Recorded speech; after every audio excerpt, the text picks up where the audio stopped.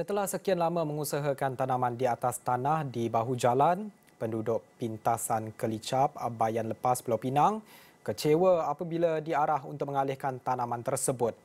Malah mereka turut menerima notis Majlis Bandaraya Pulau Pinang MBPP untuk mengosongkan kawasan itu pada Oktober lalu. Menurut Wakil Penduduk Harnani Hassan, pihaknya tidak menerima sebarang notis sejak 20 tahun lalu.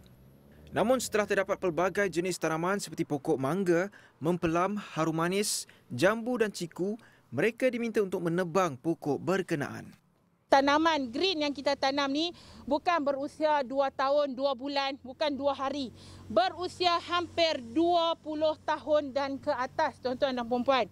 Okey, untuk satu tanaman yang kita tanam bukanlah mengambil masa yang begitu singkat. Jadi ada dia punya pancaroba dia. Jadi benda bila kita tengok daripada penduduk, kita tengok dah dapat arahan, surat arahan satu dah dapat. Nak ikut sayang pokok. Okey, di mana dia memberi orang kata apa? Banyak benefit, banyak faedah yang kita dapat. Satu, tuan tengok redup. Dan kita dekat dengan main road. Bila dengan main road, habuk, karbon monoksida yang akan masuk terus kepada rumah penduduk. Jadi bila mana kita tanam ni, orang kata bunyi bising tu dapat disekat. Saya bagi pihak penduduk, kami bukan nak minta apa. Kami cuma nak minta wakil rundingan, okey, daripada MBPP. Kami memohon daripada wakil MBPP untuk turun sama-sama berunding. Bukan kita nak bergaduh.